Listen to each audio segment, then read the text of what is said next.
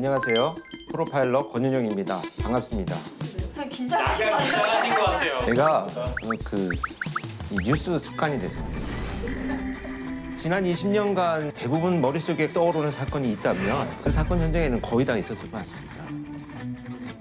저는 어차피 여기 지금 경력직이니까 안정감 있게 할 얘기를 하겠습니다. 안녕하세요. 저는 소설 쓰는 장강명이라고 합니다. 저는 기자 생활을 11년 정도 했는데요. 사회부, 정치부, 산업부 이렇게 일을 했고요. 별명, 제 별명 또라이. 제 입으로 말씀드리긴 참 쑥스러운데 기자 상도 꽤 받았고 사회파 소설가 불리고 있고 저도 그렇게 생각을 하거든요. 지금 제가 범죄 소설을 쓰고 있습니다. 네, 안녕하세요. 저는 주로 범죄 피해자들을 지원하고 변호하는 일을 많이 하고 있고 저한테 주어진 일을 열심히 하는 게 뭐 작은 정의를 실현하는 것이라고 생각하니까. 새롭게 들어오신 세 분의 박사님이 다 그 사건에 관련 현장을 가시는 분들이라는 거죠. 실전 경험이 있으신 분들이라는 게 이번 시즌 2의 좀 다른 점인 것 같아요.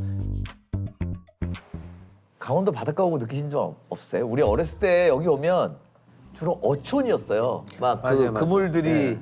어망들이 이렇게 틀어져 있고 막 이랬는데 지금 어느 순간 동해 해변이 서핑을 하는 중심으로 바뀌고 되게 느낌이 달라졌어요. 그리고 강릉에 의외로 커피집이 맛인 집이 많아요. 그 거리가 생겼죠. 네, 커피 거리가 있더라고요. 커피 네, 거리. 거기 다녀왔어요. 맛이 어떻던가요? 아, 저희 스타벅스 마셔가지고 맛을, 네, 강릉의 맛을, 고유의 맛은 못 느꼈습니다. 네. 아, 여기가 시작이구나.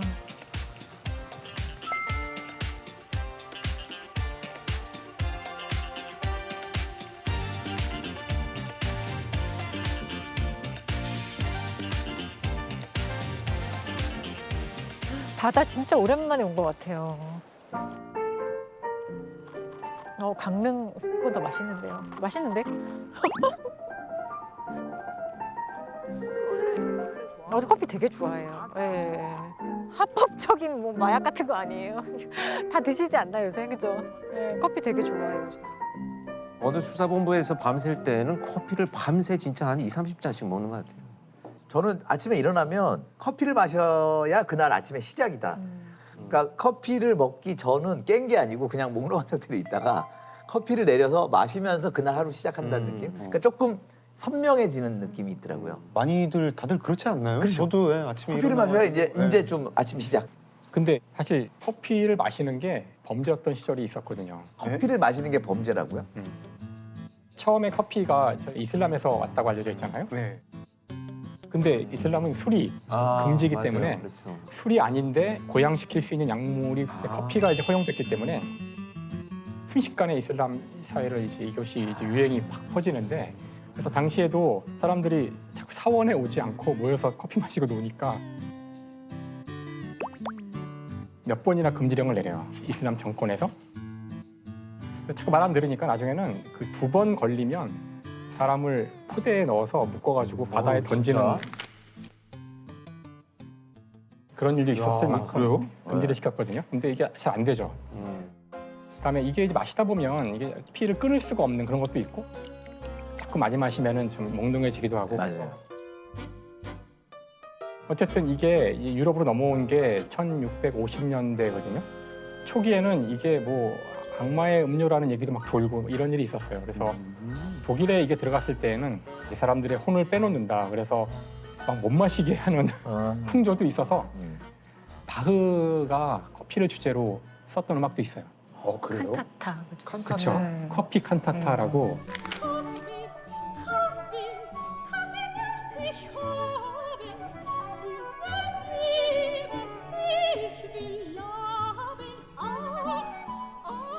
그래서 그 브랜드가 있구나. 그렇죠. 근데 결국 그 독일 쪽은 결국 프로이드리 대왕이 금지시켜요. 커피가 이게 굉장히 팔자 센 음료네요. 그럼요. 진짜. 정말 이거는 위험한 음료죠.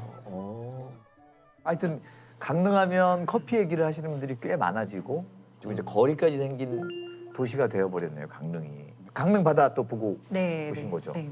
바다 보고 그 헬리캠도 띄워주셔가지고 아, 예. 이렇게 샥 한번 찍어주시고. 아, 또 변호사님 또 그림 하나 만들어 주셨구나. 아, 또.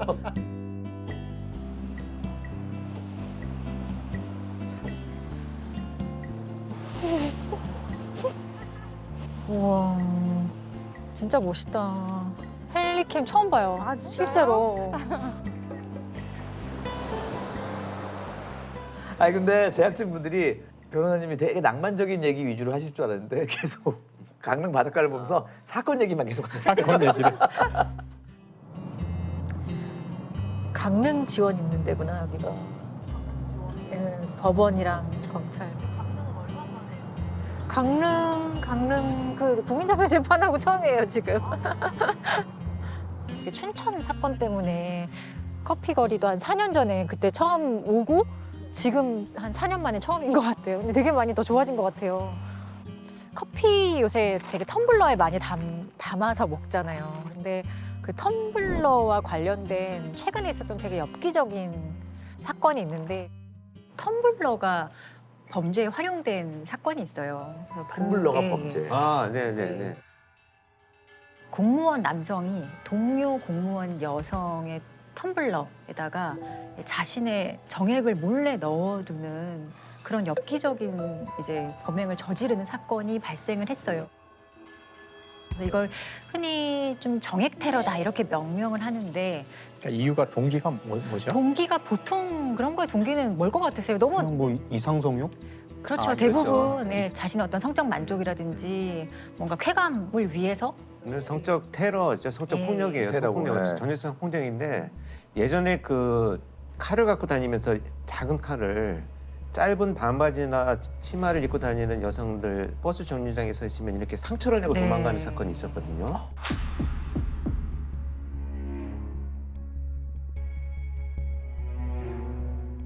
그래서 수십 차례 사건이 발생해서 이거를 체포를 했는데 정말 범죄 심리학책에 나오는 딱 그대로 정답을 말했어요.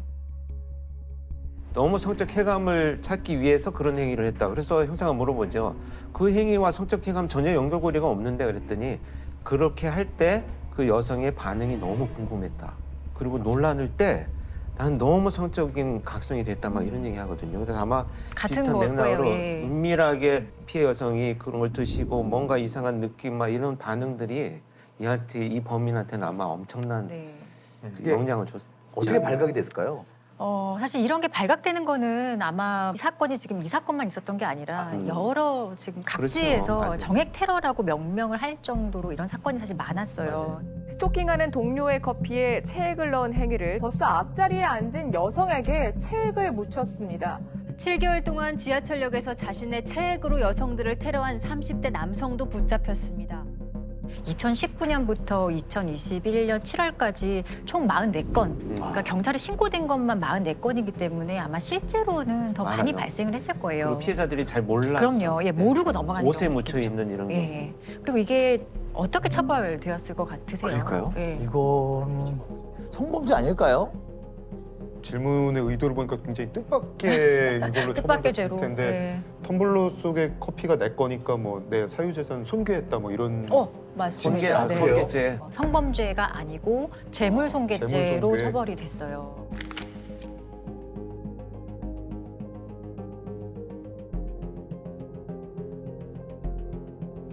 그래서 이게 왜 재물손괴죄로 처벌이 됐냐 보면 형법의 재물손괴죄를 이렇게 이럴 때 처벌한다 이런 걸 보면 타인 소유의 재물, 뭐 문서, 뭐 특수매체 기록장치 이런 것들을 손괴, 그러니까 부셔버렸거나 아예 못 쓰게 했거나 은닉했거나 그리고 또 마지막에 효용을 했을 때 처벌하는 거예요. 효용을 해야 한다는 게 어떤 의미냐 하면 사실상 감정상으로 이 물건을 본래의 용도대로 사용할 수 없게 되었을 때 그때 이제 효용을 해야 한다 이렇게 보거든요. 그럼 이 사건 같은 경우는 사실 사실상으로도 쓰지 못할 거고 특히나 감정상으로는 더더욱 이제 이 텀블러를 사용할 수가 없겠죠. 그렇게 되면 이 재물, 그 손괴된 재물의 금전적 가치는 되게 작잖아요. 그렇죠. 그럼 예. 그 정도만 보상받는 건가요? 원래는 재물손괴죄에서 풍계된 그 재물의 가치 그 정도 선에서 벌금형이 보통 선고가 되거든요. 근데 이 사건은 결론은 벌금 300만 원이 선고가 되었어요. 근데 300만 원이면 다들 너무 행위에 비해서 너무 적다 이렇게 느끼실 건데 실제로 재물손괴죄에서 벌금형을 맞아요. 선고하는 것 치고는 네. 상당히 중형을 네, 선고를 네. 한 거죠. 지금 성범죄로 했으면 기소가 안 됐거나 아니면 무죄가 됐을 확률이 크다는 뜻인가요? 그렇죠. 지금? 이게 처벌을 못하는 이유가 이런 행위를 우리는 성폭력 범죄로 처벌하는 법률을 가지고 있지 않기 때문이에요. 뭐 죄형 법정주의와도 관련이 되는 거거든요. 그러니까 형벌이 있어야만 네, 그 사람을 처벌할 수 네. 있는 근데 형사법의 대원칙이에요. 아무리 이 사람이 뭔가 도덕적으로 파렴치한 행동을 했다고 하더라도 그 행위를 한 당시에 법률에 이 사람의 행위를 처벌하는 범죄의 종류나 내용이 규정되어 있지 않다면 어떤 방식으로도 이 사람을 처벌할 수가 그렇죠, 없거든요. 그렇네요. 이건 너무나 당연한 원칙이기 때문에 와, 이게 보면 결국 시대의 변화에 따라서 성범죄에 대한 규정의 범위라든지 또 법안 발의가 네. 계속 있어줘야 될 네. 것 같다는 생각이 들거든요. 네, 맞아요. 성폭력 범죄 같은 경우도 사실 형법 제정할 당시에 우리가 핸드폰도 없던 시절에 불법 촬영, 유포 이런 거 맞아요, 맞아요. 상상할 수 그쵸, 없었거든요. 맞아요. 근데 그런 게 뭐 이렇게 신촌 백화점 사건을 계기로 또 입법이 되고 여자 화장실에 몰래 카메라를 설치했던 서울 신촌에 있는 그레이스 백화점입니다.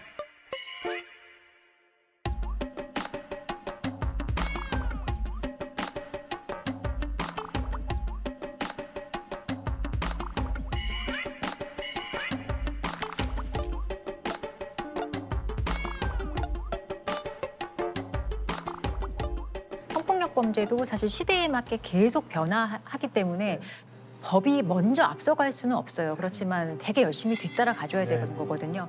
이 사건 같은 경우도 이것도 좀 강제추행죄로 처벌을 하자는 취지로 형법 개정안도 발의가 되어 있고